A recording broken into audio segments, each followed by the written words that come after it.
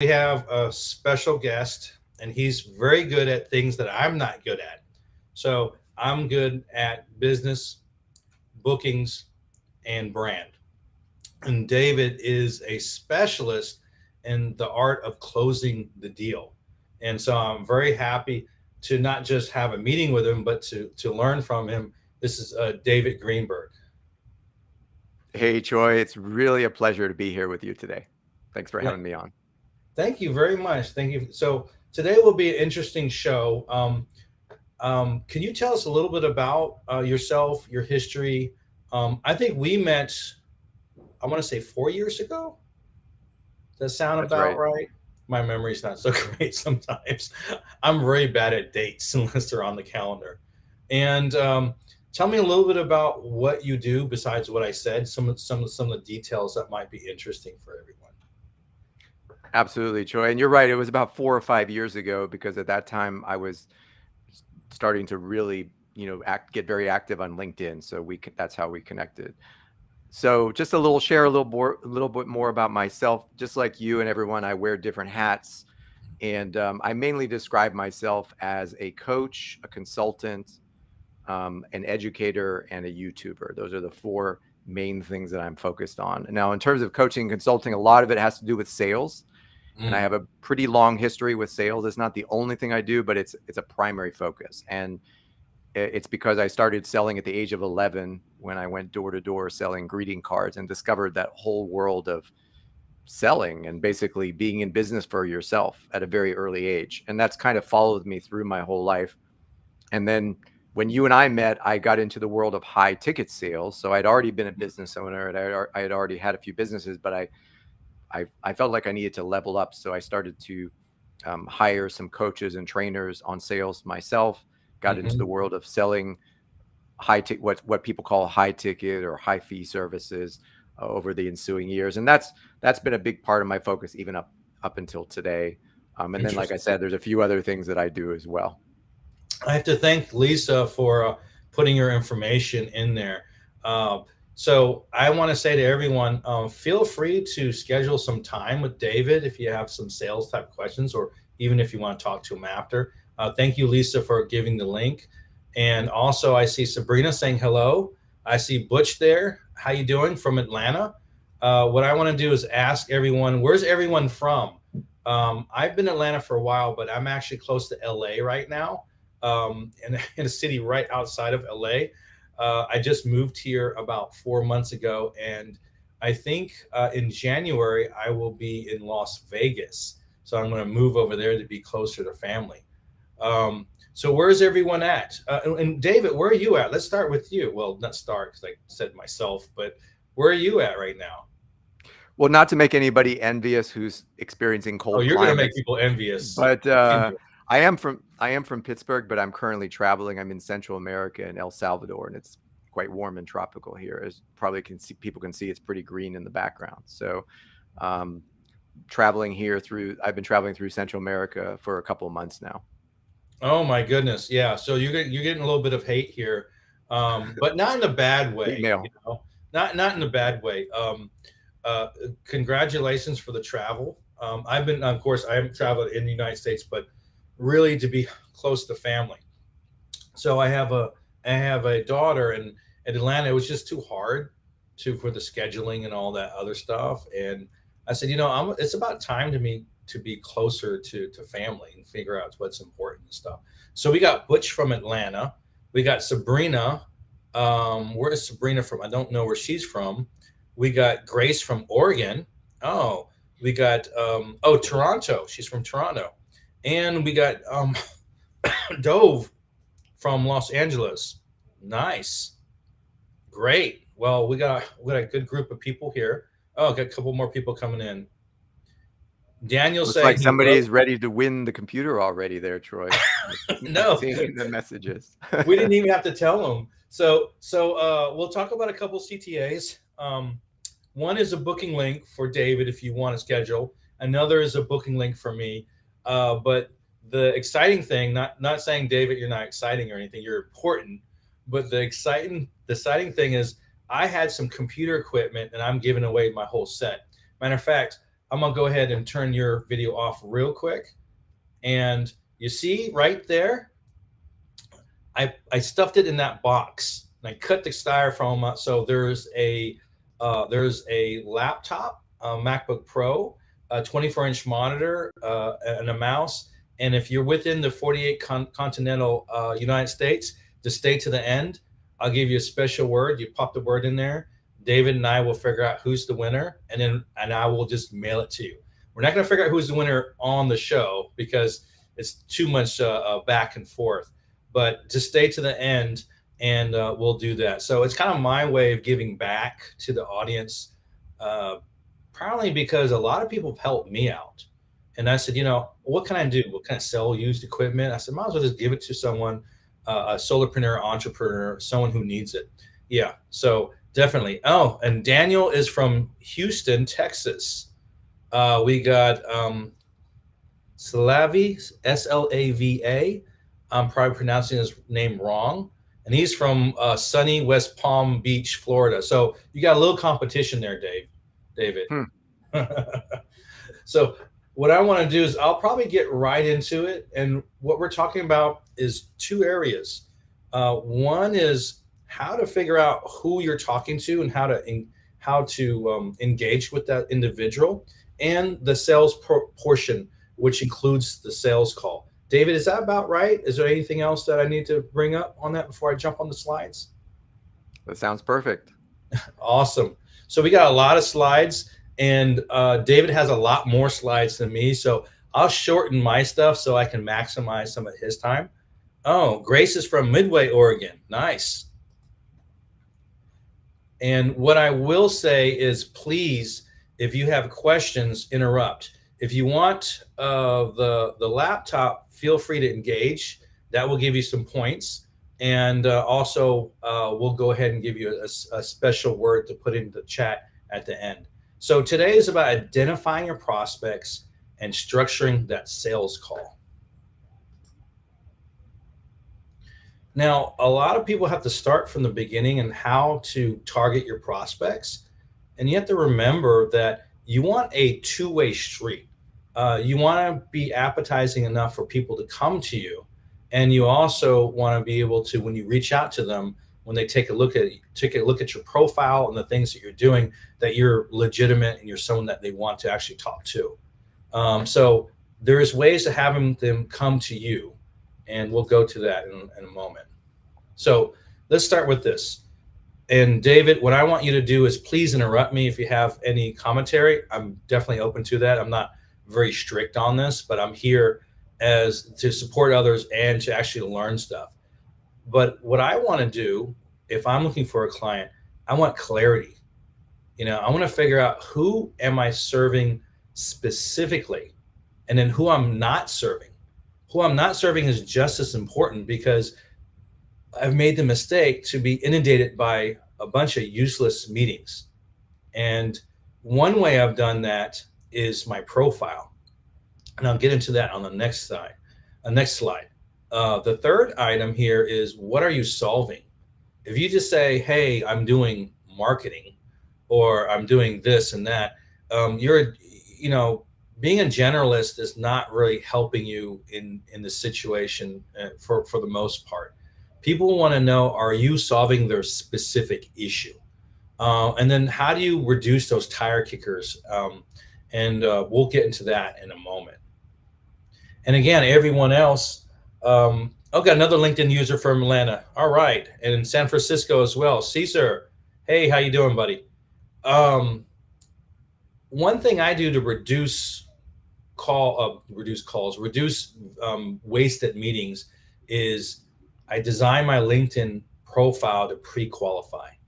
If you take a look at my profile at some point, it will show you the type of people I work with, how much they need to make, and that's it. So if you're not in that category, you probably will not be the top tier client for me. Of course, I have other services that can serve, but I don't want to burn a lot of time, because at the end of the day, we all have bills to pay, and we want to help people, but we don't want to help people to a point where we're making ourselves broke. we need to make profit and we need to have conversions on that. So people can find you on Google, LinkedIn, search, DM, post, etc. So LinkedIn is a huge platform. Even your profile is searched by an entirety of Google. And if you SEO optimize your LinkedIn profile, you do a couple of different things. A lot of people don't know that LinkedIn will pair you up with people similar to you. And that may not be what you're trying to do. You may want to reach out to your potential clients or prospects or partners and things of that nature. And then why do people like your profile? Well, if you people love stories, and people especially love a comeback story. They want to be able to relate to you. For example, they want to know a little bit about you, and they want to say, you know what, this person's real. I've been through that. I can see where that person is genuine and he's a human. And so you have to be relatable for trust. So we're talking about them slowly to know you, like you, and have that trust factor. The other thing is, well, why are you different? You know, I'm known as a not so boring LinkedIn guy. To be honest, I'm boring as toast. So I flipped it on its head. And if you look at my profile on my pronouns, I said, I'm gonna have a little fun with this. I said 5'6", identify as 6'5", and when a couple of women saw that and they're just laughing, so you want to kind of break the ice. So I'm really 5'7", but it wouldn't rhymed very well. So I said 5'6", and as far as identify as 6'5". That means I'm a giant on the LinkedIn area, and so it's kind of a funny thing to do. I think a little humor is okay within boundaries and stuff. So let's talk about what I've done to give you some ideas on how to relate to other people. So we talked about pre-qualifying. I say I work with these type of people that make this type of money. I tell them what I do for clarity, and I have a little humor in there and that sort of thing. But you can't see in the about section, and a lot of people forget about your about section. Well, I will tell you this much: the about section are where the buyers go. If someone's interested in you and they get to that about section, they are pre-qualifying themselves as partners, buyers, or whatever it is that they're seeking. So I put down there that I'm a single father. Some people can relate to that. I can tell them I was in the U.S. Army. People can relate to that. I can tell them I was a programmer and I built systems, and people can relate to that. But I also said I was a terrible dater. Like in real life, I was what you call a terrible dater, because I saw what I liked and I went and got it, right? And I've dated some beautiful women, but they're just bad choices. And so I was a terrible dater because I didn't know how to slow date. And so what I figured was, I'm very good at systems. Let me figure out a system in order to slow date so people get to know me. And that same slow dating process works with businesses. And I created a story around that. And it's somewhat relatable to a lot of people. And it's kind of funny, but it's also true. So that's one thing I put together in there, and how to apply some of my weaknesses, make it into a strength, and tell a story around that for kind of a come up story or comeback story. Now, a lot of people, once you have your profile, once you have your profile completed, you understand who your target market is. But how do you target those people? Well, you have one way, you have the in-way traffic when people find you, but a lot of times that's not enough. There's a lot of third-party pay-to-play or subscription-based systems that can pull data. I don't want to get into that because we don't have a lot of time. But there's a number and these systems run between $250 to $30,000, on average. And so a lot of them are very, very data driven. There's the LinkedIn search, which is free. And there's Sales Navigator, which is, I don't know, about $90 or so. Well, I use a lot, excuse me, I use a lot of the LinkedIn Sales Navigator because it allows me to find people that are active on LinkedIn that meets my criteria. And I also try to figure out who has their feet underneath the fire. Now, when we talk about that, you typically, if you're trying to bring up sales, you want people to engage with you and shorten that sales cycle. So you have to figure out who you're targeting and why they're targeting and why they would need your services. I'll give you an example. Well, for me, what I do is I make sure that they post it, and that's one of the items. If they post it, that means they're active, and they're more likely to see, to see my message or my post or whatever it is that I'm doing. I also figure out, hey, the people I work with have a lot of experience. They tend to have 6 to 10 years of experience.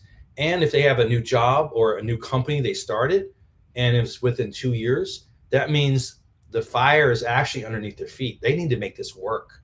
And they're more likely to understand that, hey, this service is actually needed.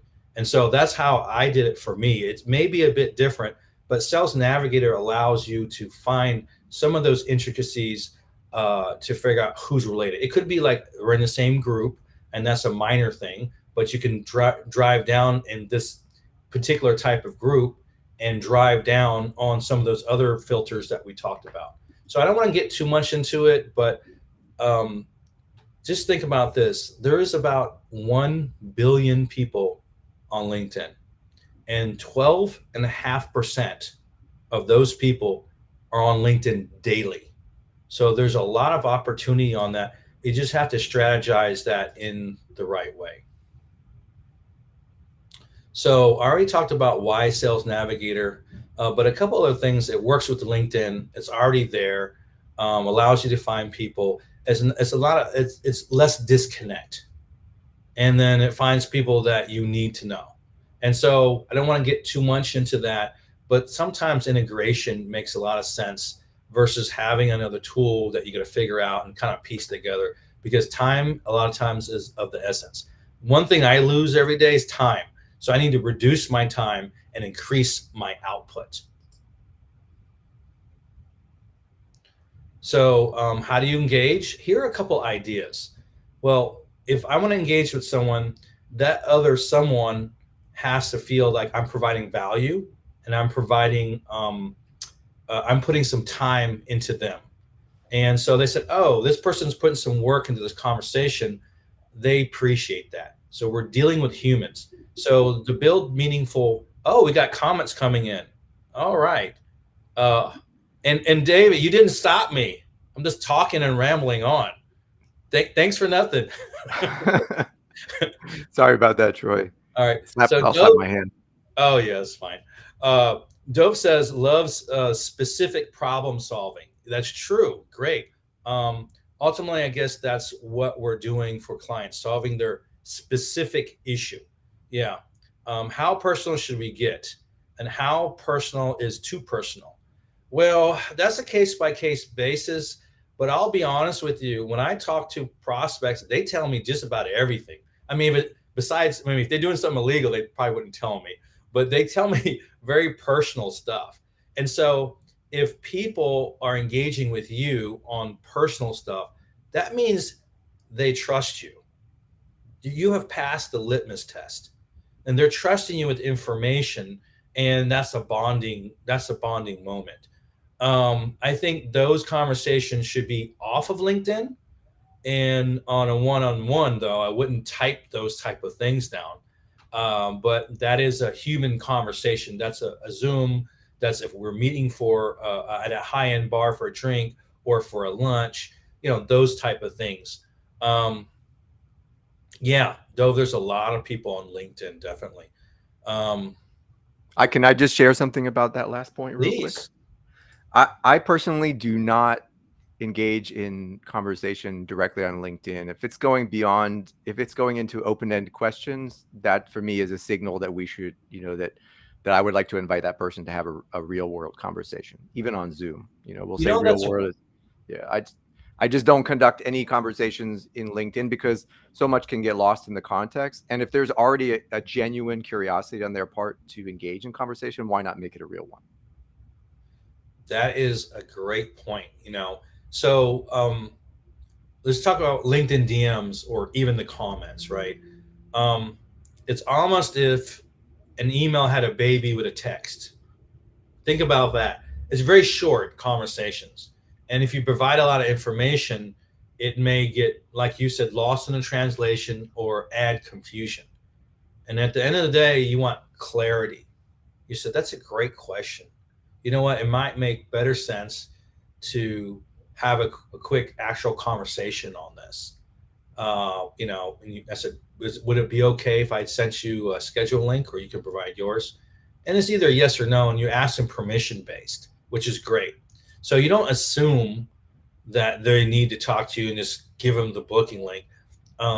People like to be asked permission Yep. to do that. So great point, David. Thank you very much. So here are a couple of ways to, and these are vehicles. So this is not how, this is just kind of what. So you might want to engage in their posts, meaningful conversations. And if they engage in your post, of course, you want to engage back. DMs, direct messages, they're the LinkedIn Messenger. That's what I'm referring to. In mails, which you have X amount of credits. And if they have an advanced account like Sales Navigator, chances are you can send them a free message. And so that's another avenue there. Videos can be done on posts or DMs, you name it. Voice memos are DM specific. Some people don't do very good videos, so they might as well do a voice memo that converts really well. Converts well. It also converts well. Virtual events like what we're having here. This is a virtual event. It's run on LinkedIn Live. It's run right now. It's running. It's running on David's LinkedIn Live. It's running on my Twitter. It's running on my YouTube. What other channels do you have tied to this stream right here? Yeah, and this is the first time I'm going live on LinkedIn. I didn't even know that I had that capability until I connected it. So I'm super stoked about that. I also have it connected to one of my YouTube channels and to my Facebook page. So you have 3 channels and I have 3 channels. So we're broadcasting 6 channels at one time. And so that's pretty powerful because the chats stay in there. We can go back. LinkedIn does a replay. So on my replays, I always get 1,000 views on that. So there's some things to said for the live events. Newsletters, LinkedIn has newsletters as well. Networking events, those are live events. And then how you're providing value to them. I don't want to get too much into that. It's more on David's area there. And I think I passed my time limit, so I have a little bit of a quote. I always say gaining business is a byproduct of helping others.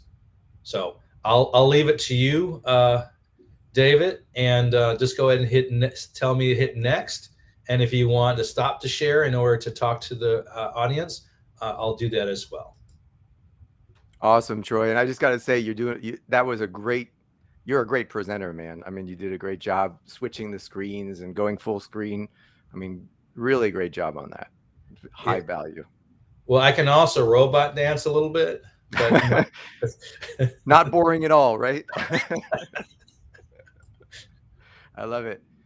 Okay, so great. So hopefully I think this will dovetail really well into what you were just sharing, because if you think about it, it's kind of an end-to-end journey between the first time somebody becomes aware of you or your brand, all the way to the point where they actually decide, yes, I want to work with you. Yes, I want to be a client. So that is kind of a continuum. So I want to complement what Troy was talking about. I'm going to focus more on what happens when you're actually in a conversation with that person. So how to structure sales calls. Now, I mentioned in the beginning, I'm an educator, so I love to ask questions. So I'm just going to pose a question here. And obviously, you don't have to answer this to us. If you want to share your answer, that's great. It's more just for you to think about it. What is the purpose of sales? And you might be thinking, well, why is he asking such a basic question if I just want to learn how to structure my sales calls? Well, think about it. If in my experience, when we go back to fundamentals, when we have real clarity about what we're actually talking about, the answers just start presenting themselves and everything falls into place. So maybe just think about that a little bit. Next slide, please. I'll comment on that. One of the things that I think about sales is I feel as if it's the blood life of the company. You have a lot of things going on, but if you don't have sales coming in, you have nothing. So it's a foundational blood life, or I don't even that is. I just made that word up. I don't know if blood life is a word, but it's a lifeblood. Lifeblood. That's what it is. It's See, that's actual what makes you lifeblood. not boring, Troy, is you tend to create these great terminology. Yeah, because I'm dyslexic. Please continue. Awesome. And I see a few people were commenting. So looks like Dove said solving people's issues. Grace said sales makes the world work. Nothing gets done without sales. Carol said something similar, to determine what the client needs and how I can bring value. And Troy said having dance battles. Great. Okay, back to the slides. Back to the slides. So quick anecdote. I started my sales career when I was 11 years old, and nobody put me up to this. Nobody said, David, you have to do this. It was entirely my own idea. I discovered the opportunity in a Boy Scouts journal at the time. And it just seemed like a great idea. So I got my start in sales at 11 years old, and I kind of threw myself into this whole scary world of knocking on strangers' doors and so forth. And one of the things I realized very quickly is that sales is not about convincing people to do anything. It's about I didn't have a full understanding at 11 years old, but I knew that it was more about offering something and then letting people decide. So on that note, When I was 11 years old, I had a similar experience, but I did it all wrong. So I went around. This is kind of funny. I went around the neighborhood, and I had a milk carton. You know how I had Jerry's Kids back then? I don't know if oh yeah, everyone's old enough. So my brother was Jerry, and I came around to collect money because I was very poor, and I had to figure out how to get money. So I actually did the physical action, but I didn't know anything about sales, and they knew better, but they just felt sorry for me to help me out. So I think that the human connection is a big part of it. Can you imagine 11-year-old kids collecting for Jerry's kid because his brother's Jerry and he has a milk carton? He's trying to get enough change to get candy bars from the store. So exactly. And imagine as an 11-year-old, and I was pretty timid, on the scale of things, to just literally go knocking on strangers' doors. So I did learn a few things early in life as a result of that experience, including how to face things that make you feel afraid of, right? Because it is unnerving. yeah, I would imagine. So moving to the next slide. So this is, again, I don't think there's a right or wrong answer about this, but this is kind of core to my philosophy about sales that I want to share with you. So for me, sales is about leadership, being the leader in a way that empowers people to make decisions that unlock more freedom. So I know that's quite a mouthful, but basically the key here is that as the salesperson, as the business owner, we are the leader, and we are empowering the other person to make a decision, because ultimately it's their decision. They have to make the choice. I mean, they can make a choice by default by not making a choice and then have circumstances make it for them, or they can make a conscious decision whether to say yes or no and move forward. And ultimately, when they're able to make better choices, that's what's going to unlock more freedom, because that's, in my opinion, that's what we really all want more of in life. Next slide. So another question, because we talked about saying yes or no, is how do you feel about rejection? How do you feel when someone says no? Does that bother you at all? Like, just be This honest. is a good thing to ask. This is really powerful. When someone says no to me, honestly, it doesn't bother me. But I don't think I'm a normal person. So I would say that I don't think that's the typical answer, because at the end of the day, I want to help people who can be helped. Yep. And if there is an inkling that I cannot help make your goals, I don't want to work with you, because I'm not for everyone. You know, um, I got a couple of things are coming in through the chat. Um, Looks like somebody Rejection else is an was, opportunity to learn. yeah. Yeah, there's It always absolutely a is. silver lining. There's opportunities in no. Perhaps you could say you could figure out why no. I don't know. What do you think? Yeah, it's very powerful. Let's move to the next slide. It's a very powerful, and I have actually fallen in love with the word no. And this is going to seem a bit contrary to some people, but let me explain a little bit. Um, I actually love the word more. I would say equal to. I say it here more than the word yes. Um, I like both of them equally. And because why do I like that? Because the person made a decision.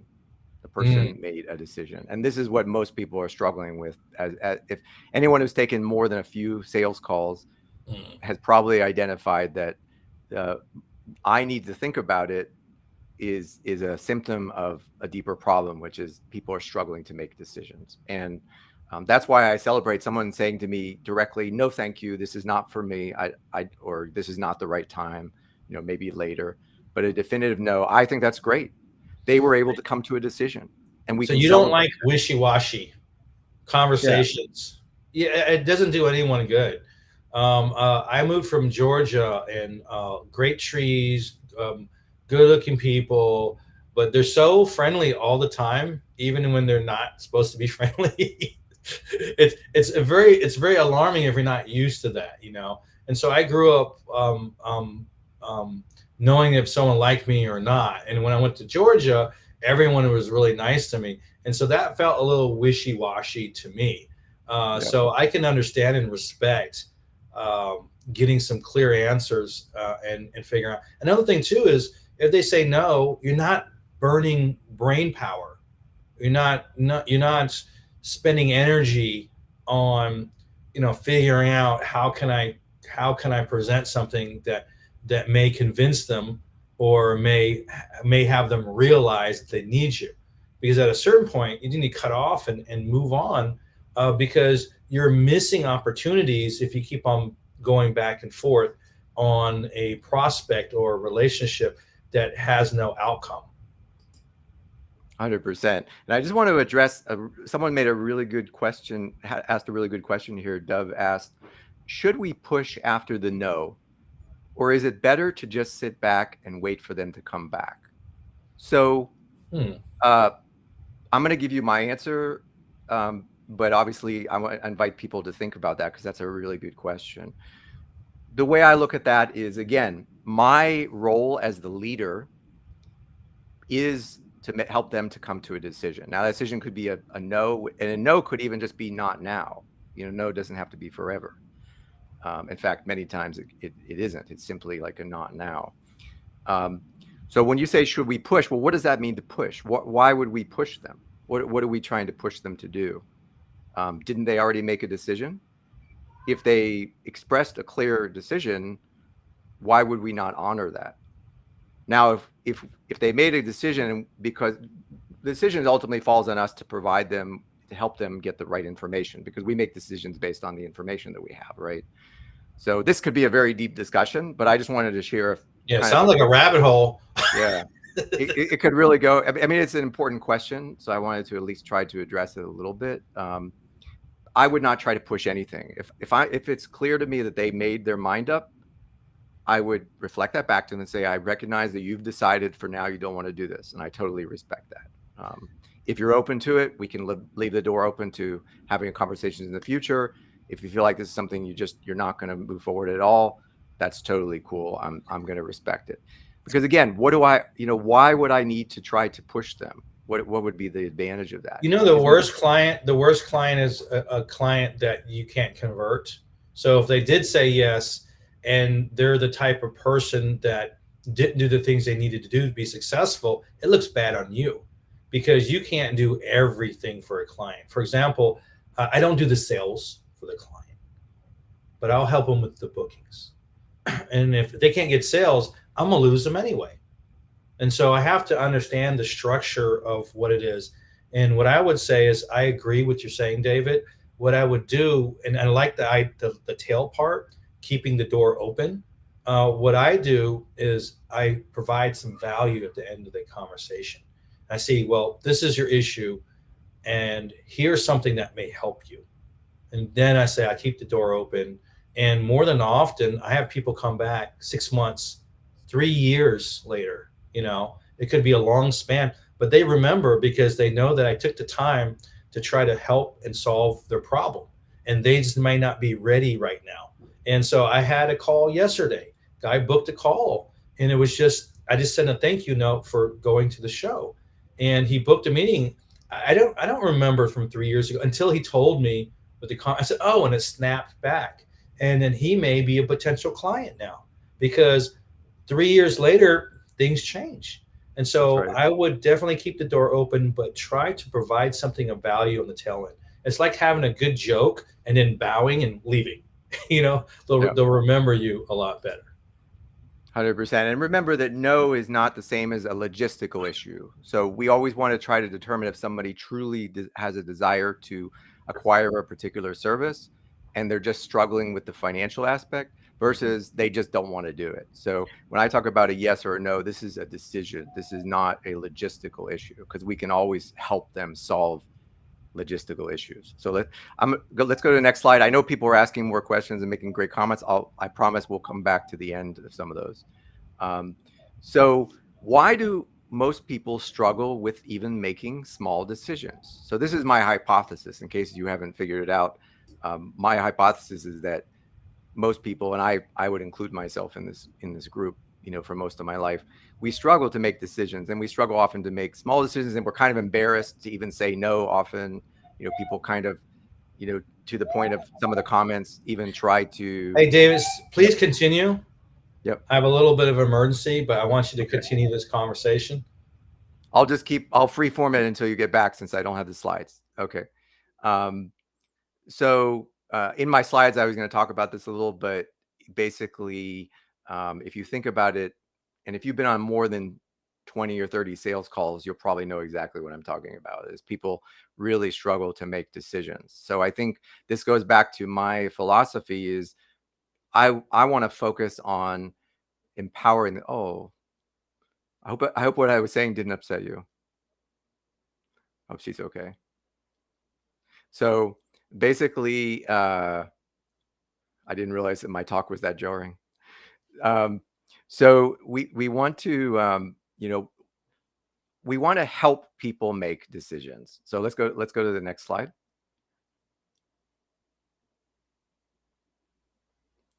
So the reason why I think most people struggle with this, again, this is maybe seem a little controversial, is that most people have been taught not to really completely trust themselves or their own judgment, right?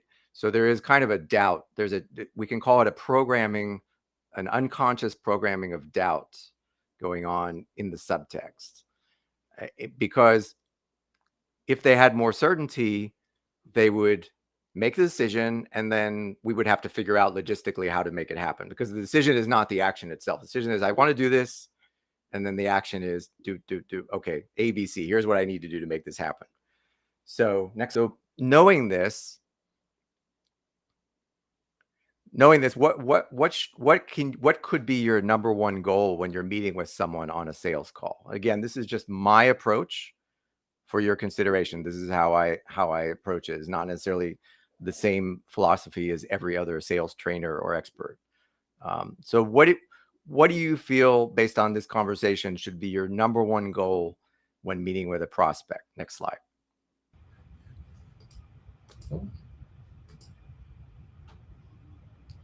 To help them make a decision. Mm-hmm. That's it. It's their choice. They're the one that gets to decide. We all have free will. Help them make a decision. And you know what? If you can do that, guess how you're going to, what are you transferring to that other person? If you can do that, if you can help them, you're not doing it for them, but you're facilitating that in the leadership role. So what do you think could happen? You're empowering them, right? You're empowering them. Thank you, Dove, for that comment. I appreciate that. Dove said, that's genius, worth the entire seminar. Yeah. I mean, when I realized this, it was a game changer for me, because I struggled on both sides of the fence. I struggled being the prospect and making decisions, of course, like we all have. And I also struggled tremendously as the sales professional. When I saw people struggling so much to make decisions, I was like, what is going on here? I mean, all they have to do is decide. What could be so hard about it? So I've been on both sides. And when I kind of put this all together, it was kind of a mind blown moment. Next slide. So you, meaning you, the business owner, the sales professional, whether you're selling your own programs or selling someone else's programs or some part of that process, this is where we tie into the structure. So you can facilitate this by leading the call. So you are now a leader in the call, and the leading call means that the call requires some kind of structure. Next slide. So it's not just a casual conversation that's unfolding however it will go. So my next question for you, the participant, is how many of you, and be honest here, how many of you are framing your sales conversations at the beginning of the call? You know what? Could you define that? Yep. Framing the call means that you are explaining in a few words. You are asking for permission to explain to the other person how the call is going to go, right? So it's all permission based. And so it usually starts off with something language like this. So Troy, if you're okay with it, I'd like to just tell you a little bit how today's call is going to go. Does that sound good? So, and then you say the purpose of the call, or what I'm going to do is I'm going to start off and ask you some questions. And the reason I'm going to ask you these questions is it's really important that I have a good understanding of your current situation and your goals with respect to whatever it is on offer. And once I have that clarity, and if I'm certain that I can help you in one way or another, I'm going to explain to you exactly what that looks like to give you an opportunity to decide if that's something you want to do or not. How does that sound? That's a very generic frame. And obviously there are many different ways to frame, but that's basically what it's pretty good, David. I would say that, and I'm probably doing this wrong to let everyone know. So I'm not the sales expert, but a lot of my meet and greets are pre-vetted for an open conversation. But my second conversation are aligned more of what you've said. And I don't know if that's the best way to do it or not, but that's kind of how I do it to get the clients I have. So I always like to have an open conversation so they feel comfortable in expressing it. And then I like to put those thoughts together in a recap. And then when I have the second meeting, it's very aligned at that point. Sure. And there are many different ways to do that. I think the most important thing here that I wanted to emphasize is however you do the frame, it's important to frame the call. Why? Because think back to what I said a few slides ago. Why is it important? Because you are the leader. You are the leader. It's not, you're not trying to control anyone. You're not trying to make decisions for anyone. You're not trying to convince anyone to do anything. That's not what this is about. But you are still a leader. And they came to the call looking for help with something. So they are looking, even if they won't come and say it out loud, and many people won't, they're looking for leadership. They want leadership. They have a desire that somebody help guide them towards what they need to know in order to make a decision, and helps empower, even if that means empowering them to make a decision. So when you frame the call, it's actually one of the most important things that you can do that most people are not doing, that if you were to change this one thing is going to make the biggest difference, right? And obviously it has to be your authentic voice, right? So someone mentioned I have a soft frame. As long as it's your frame and you're taking control of how the call is being run, then it's a frame, right? If you're not Grace, doing do you that, mean you have an elegant way of doing your frame? Is that what that means? Yeah. When you say a soft frame, but I always found that women are really good because their right and left hemisphere are connected, so they're generally good connectors. And usually, when you talk to a woman, there's no combativeness. That's not the wrong word. When two alpha males are talking to each other, we're poised up, and then when a female talks to us, a lot of times our guard is down. So a lot of times having a soft frame is a good thing, depending on who you are and what your style is. Yeah, a frame could be as simple as look, I'm just here to give you the best information so that you can make a good choice. That's a frame Oh, right there. she said very elegant start. Yeah, Yeah. see, I was right. So I was right on the mark with that. No. All right. I think Dove has a question. Like, I'm going to introduce my expert on the call and then allow you to explain to us what's been going on. Yeah, I I mean, didn't know I can do I that. don't think we can. I don't think we'll have enough time to workshop frames on on this call. What I encourage people to do is go back.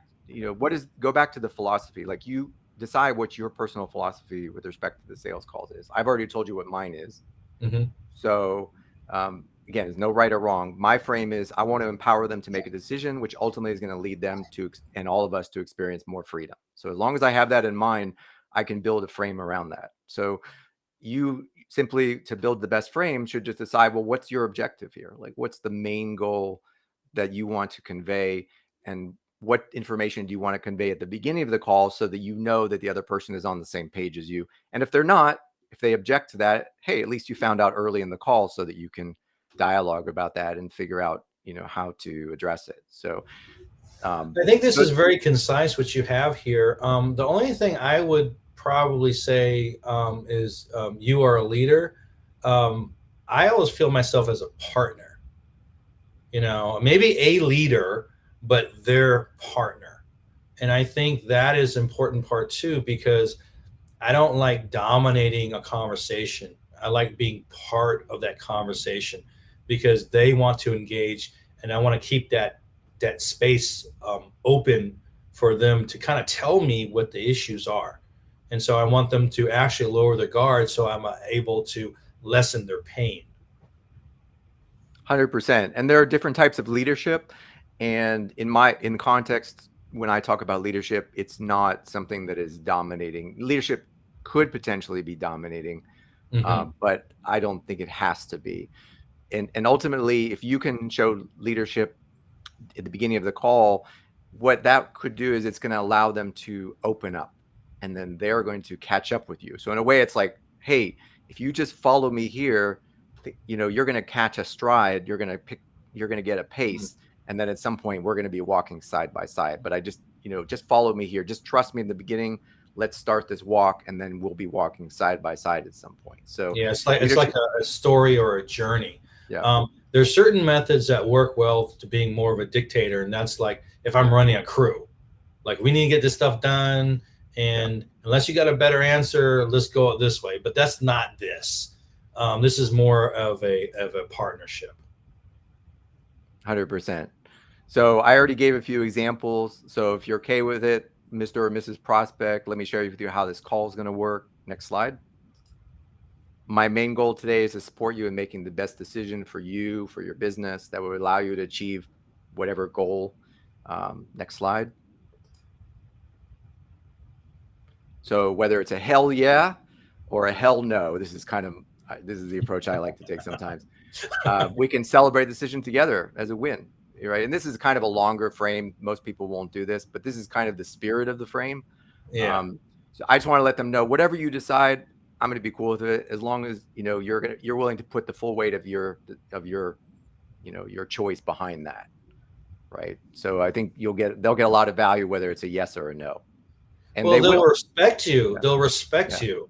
And at the end of the day, the best thing is to have that level of respect, because if they know you can do what you say and you're not a good fit for them, and you provide value, there's three things that could potentially happen. Number one is you help that person realize something or provided them a resource, and they're good to go.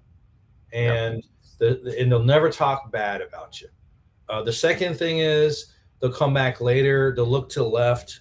They'll look to the right. I think, well, that right, my left. And they'll say, you know what? He knows what he's doing, and I need this. And they'll eventually hire you. And the third thing is they can send a recommendation. Think about the recommendation portion. If someone trusts me and I recommend David, they're already going to have a trust factor on David. So me tooting David's horn is much more powerful than David saying, look at me, because other people recommend you. They're being recommended by a trusted resource. So providing value and helping that person and respecting their no or hell yes decisions goes a long way, because it's super clear, and people love clarity because they want to move forward. Exactly. And a hell no is going to sustain the relation, is going to cultivate and encourage a relationship, just like a yes will. It's ironically, when they fall into that hell maybe, which is the true hell, because there is no such thing as hell maybe. It's like you're stuck in the hell of indecision. Uh, that's where the relationship that you're building with them, that's where their trust in you will be eroded, because they came to you to the first place to help them make a decision, even if they didn't articulate that verbally. They Yeah. came there. They would not have booked time with you, assuming this is a proper sales context, meaning they booked a call specifically for the purpose of exploring whether or not to hire you, whether or not to buy a specific product or service. But if they came that far, they specifically wanted help making a decision, Yeah. whether they Well, not articulate. everyone's a good client for you. If they're Sure. hard making decisions, they're going to be hard to work with. I mean, to really think of that. So decisions have to be made, because at the end of the day, you want them to succeed, but you have to have them succeed. And so if they can't make decisions on that, they're going to have problems with other decision things to move forward. And time is of the essence. So if you're trying to make X amount of sales in X amount of weeks or months or whatever your schedule is, and you can't do it because they can't approve stuff or make decisions, you're in a big world of hurt that you kind of want to remove yourself from. Yeah. And if they say something in the beginning of the call, like, yeah, I don't make decisions quickly, or, again, you can be very thoughtful about that. You can say, well, look, whether or not you buy my service, I'm totally cool either way. But, can I just ask you something about that? How has that worked out for you in your business? Not making decisions quickly. How has that been reflected in your results? So you can put a proper level of pressure back on them. That's not designed to get them to try to trick them or strong arm them to buy your service, but to really show them, hey, are you really benefiting from being indecisive, or is that actually creating more problems than it's solving? So that's a proper level of pressure. And they may, quote unquote, hate you in the moment or feel angry, get angry. They'll Well, probably because come back. they're not used to being taught like that. Yeah, they'll probably thank you. They'll throw them off for a quick and like, he was right. Yep. They'll thank you later. They'll say, Exactly. yeah, he made sense. And they may never come back and thank me you the wrong way, but yeah. They may never come back and thank you personally, but it will, if they were paying attention, it will positively impact their life. So that's per Dove's question, definitely make it authentic. Write it out the first time. If you've never done it, practice it.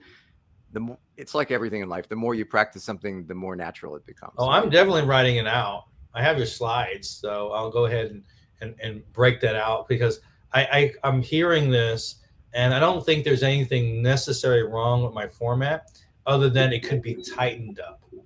And that is very important for me. I said, you know what? I need to tighten that up, so that's what I'm getting out of this. What if indecision can be indecision can be painful? Definitely. Sure. Because when we don't make choices, they're often made for us by default, by the circumstances that we find ourselves in, and those may not be favorable for us. And oftentimes they won't be. So ultimately, so we're talking about the structure of the call. So once you frame the call, once you've got that out of the way, you just want to all you need for them is to acknowledge, yes, I agree with that. Like, that sounds like a good approach. I'm bought into that approach of the call. And then you just move on. And then the next step is you just show genuine curiosity and start to dive in and really understand what's going on. Like, what had them getting on the call with you today? Yeah, I mean, that's what comes after the frame. And it's a very nice process, because once you have their buy-in on how the call is going to go, everything after that's going to flow much better, right? Because they now know what to expect throughout the entire conversation. Yeah, I had a call today, and it was for a service I wanted to do. So I don't do like PPC paper. So I'm curious on some of those things, and I explained it to them. And it's like, oh, okay. And they told me that I wasn't a good fit. I appreciated it, you know. But my takeaway was, you know what? I'm still going to provide value to this conversation because I know two people that need PPC, and if Yeah. the prices are right and they're making sense, it might be worth running an introduction because that way I could at least provide value to that. So I appreciate when they tell me like, oh no, you do a lot of B2B. Well, coaches, not B2B, but most of my stuff is B2B, and we do all B2C. You know, it's not really my field unless you're a high end coach or something. So I really appreciate that. But my thing is, how do I provide value at the end of that conversation? Because the relationship could go on. They could send me a client later. You know, their salespeople could use. You know what? Maybe we should use LinkedIn to do this stuff. You know, and it doesn't take a lot of energy. It's a minute piece of energy to run that introduction to someone that has a service that needs a service. 100%. 100%. The time that we're investing in doing this is going to pay dividends regardless of whether they buy on that call or not. So let's say you go through the whole call process, and we're kind of doing this a little quickly just because of the limit of time. But let's say you did a deep dive and you are in a position to help them. So in other words, they're basically giving you permission to offer what you have to offer. So what should you do next in that case? So again, question to Well, the this is a audience. question to the audience. Yeah. What should you do? So just to make it clear, you've gotten all the way through the discovery. You've already decided as the coach or expert, as the business owner, that you can help this person, and you've asked them, would you like to hear more about how it can help you? So what comes after that in the sales call? So question to you, and then we'll go to the slides, of course. Let's see what the audience has. Usually when someone says they need this after we had the curiosity, I tell them because they're asking me for the services. And I said, you know what? I think this may work out for you. And it's structured like this. And I give them an overview. And so they can understand the general idea of what that service is. And I run a recap and to make sure they're okay with it. And then we just close the deal. I don't have contracts. I have agreements. So I have a DocuSign for the agreement, and then I have the Stripe or whatever services you would have for the payment. So I separate those two. I always require a digital signature. So I structure it pretty simple, and I go high level, then I break down into the minute details. And even after we start, there might be a little bit of changes depending if their needs have changed or whatever. Is that Absolutely. too much? Is that too much? No, that's perfect. And obviously you've thought this through, and that's a high level of clarity. And then as Dov mentioned, sometimes people will have a 2-call process. I generally do a 2-call process because a lot of what I offer is very bespoke. So I'm not always in a position to make a specific offer on the same call. But if you have something that's more out of the box, then you can certainly do it all on one call. So, I mean, again, there's not one right or wrong answer about that. So let's go back to the slides and see what I had there. So next slide. What I like to do, and this is again after, so you frame the call, you did a discovery, you asked for permission to explain how you can help them. You kind of went through and explained the A to Z of how that works, and you got to that point, and they're like, yes, how do we do this? I'm really, they could almost be eager at this point, and if you've done a really good job and everything was very clear, they may actually be leaning forward and saying, well, how do I get started? Right? They could be very enthusiastic at this point, potentially. What I like to do, and again, this is not for everyone, I like to slow down for a minute and just say, that's great. But I also have a few criteria that is important for the clients that I work with. So, and then I like to talk about the commitment I look for, the coachability, professionalism, trust, communication, things like that, timeliness, accountability. Again, these are not set in stone. So each person will decide, each business owner or service provider will decide What are the values? And this is where you get to be picky. Because again, you're not here because you're needy. You don't need them. You don't need them. But you want to be of service. Like you have a desire to be of value, to be of service. But in order for it to work, because this is a service, and Troy, I'm sure you could talk about this at length, there has to be a good fit, right? It has to be a good fit client. Yeah. Well, And usually what I tend to do, I had the two call process more yeah, so, and that meet and greet. I determined some of those commitment, coachability, kind of prior, on that first call, and so I would probably try to vet that out previous to the second call.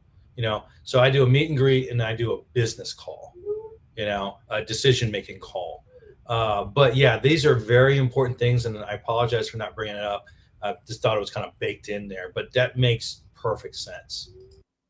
yeah, and even if you've already in your own mind concluded that they seem committed and coachable and professional and all the things that you would want, sometimes it's good just to do a little verbal handshake and say, just want to confirm like that you're really all in here. So, just it's always good to reinforce that because it'll flesh out any last minute hesitations or doubts, because you really don't want someone coming in like when I coach, when someone enrolls in my coaching, I don't want them coming in with, they may have doubts still have some doubts. It's natural, but I want them to be fully committed to the process.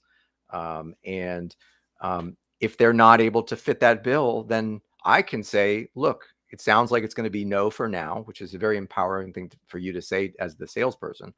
It sounds like it's going to be a no for now. And I'd also like to leave the door open for if something changes, and we can always revisit this in the future when you are ready to commit or be coachable or whatever it is. And that's a very empowering statement because now it's putting the power back into their hands to decide. Again, it all goes back to the core philosophy. So when it comes to making the actual offer, if they did decide to move forward, I like to keep it super simple. Again, this is for coaching. It may be slightly different if you're onboarding someone into a service. I said, great. Please open your calendar. Let's pick a time for our first meeting together. All I'm going to need you to do is to make the $5,000 payment in full before we meet. And please remember there are no refunds. And then I shut up. And that's it. If they're I love that. If they're truly ready to go, there will be very little resistance. There might be some logistics, can I split that in 2 payments because of my credit card? That's just a logistical issue. That's not a no. That's not an I need to think about it. That's I really need to make this work financially, right? Mm-hmm. So one other thing too is what do you do? And I'm throwing a curveball at you, David. What if they need your service and can't really afford it? And I have an answer for it, but do you have a service that would be helpful for them, or what would you do? Saying this guy has a potential of making it happen, and he cannot afford that particular service that you're offering at that amount of money. What do you? And the ball is put in your court. How do you handle that? Excellent question.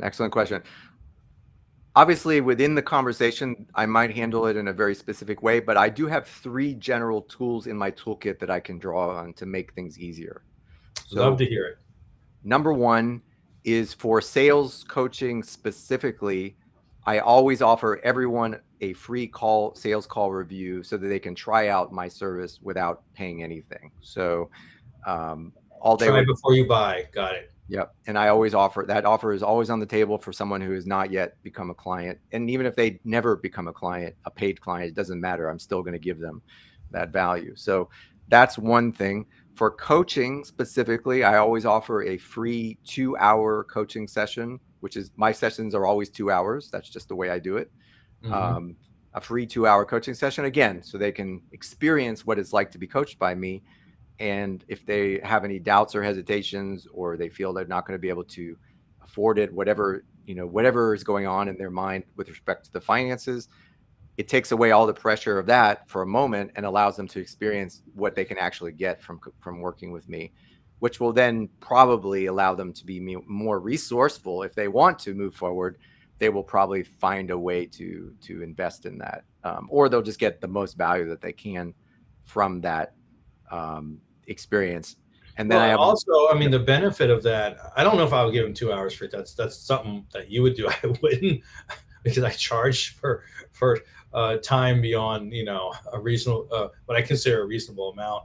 But I think that if they did learn something from that 2 hour thing, there's opportunity later, because they yep, helped me get to a certain point, and I'm able to make enough money. Now I can afford David, you know, so sure.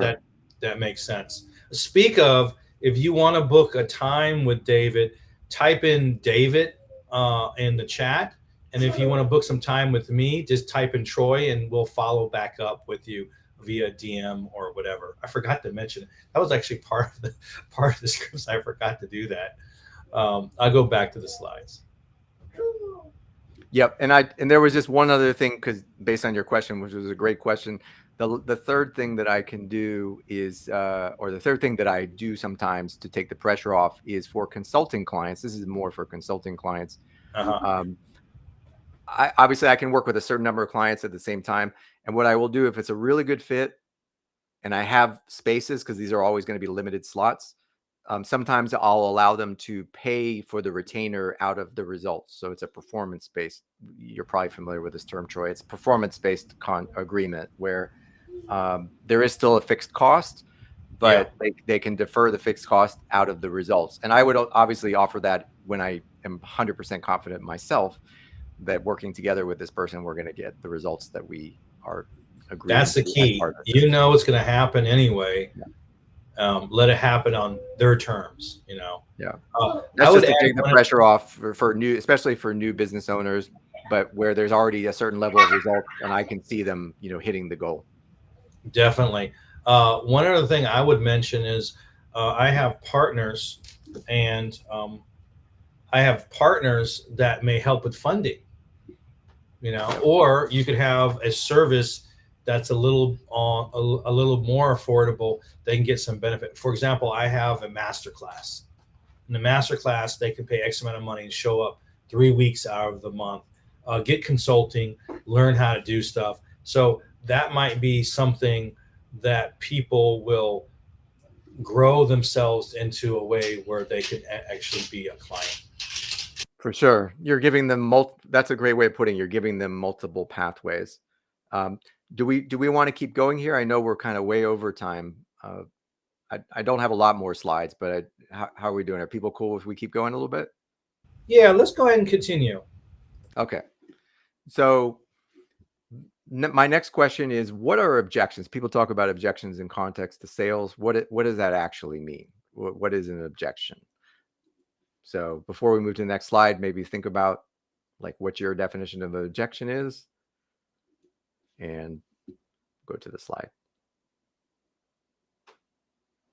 Okay, we can move forward. Objection, all that means is something wasn't clear. Something wasn't clear. Something was missed. There's something that they're just not certain about. That's all it means. It's not a big deal. It just means that they didn't get enough information to make the decision. And had they had a little more information, and people are giving examples of objections, which is great. But, you know, at the core level, all objections really boil down to a lack of clarity and a lack of certainty.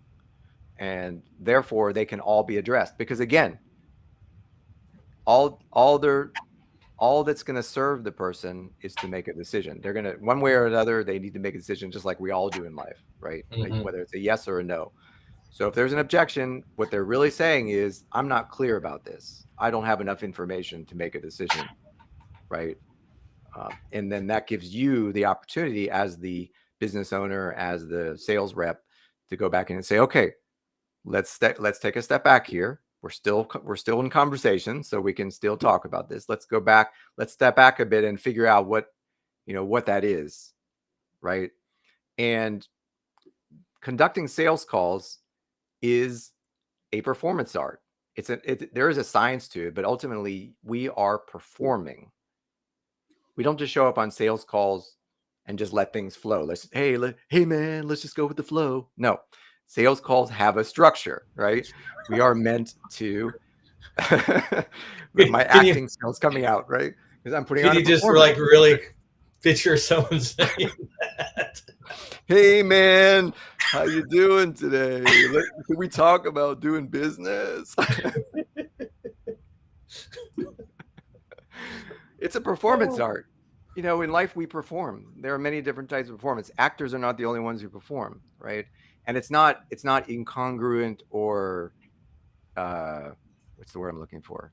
It's not inauthentic to perform. Performances can be very authentic. Think about your favorite music performance. Yeah, it's So about doing a good job. yeah, That's exactly. what it is. I want to do a good job. And I'm not perfect, and people will see my flaws, but they know that I'm putting effort into it. And they know I'm being honest about it. And they know I'm being sincere, and they know I can do what I'm saying I'm doing. And that's what it comes down to. Yeah, exactly. So what I was hoping to convey during this brief conversation, this brief presentation that we did together is to demonstrate that the sales call is a performance, and as such, just like you have a script for a play or a movie, a sales call has a framework. Now, it's not a script of word by word because that would not be authentic. That would be like a robot. But there is a framework, there is a flow, there is a step by step. There are certain Well, key yeah, milestones. I even had a step by step on this call, and we didn't exactly go by it, but at least it was structured. At least there was some structure and some substance behind it, and this is the general idea, and we're going in this direction, and this is how we're providing value to people. So I want to say I got this last slide up here, and Lisa, if you can, please put our booking links on it. So if you're interested about growth and bookings, schedule some time. I'll give you some hints and help. And if you're interested in strictly sales, um, uh, reach out to David. David's a good guy. He's I wouldn't say extremely blunt, but blunt enough that you can appreciate it. And I like that quite a bit. So thank you for everyone. And we have some questions. We'll get back to some of the questions that are coming up. But right now, this is for the giveaway. So if anyone's interested and you're in the intercontinental 48 states, just type in giveaway. That's all you have to do. Literally just type it into the chat. And then in 48 hours, we'll make a post for the winner. I'm not making a post tomorrow because it's Thanksgiving. I'm gonna be off the freaking computer. I'm not gonna be doing any work tomorrow. So we'll do a post on Friday for the winner. And so just type in what did I say? Giveaway. The word giveaway literally on it. All right. So now that we have that out of the way, we got a couple of them. There you go. We got LinkedIn user. It'll come up. I'll look at it. Who this user? LinkedIn user might want to put your name on it. I think it's sometimes when they tie it to all these other channels, you don't know who it is. So whoever. All right, I can't tell who that is. It's on LinkedIn. It's probably on your channel. I'll look on your channel. As far as the other questions, let me see here.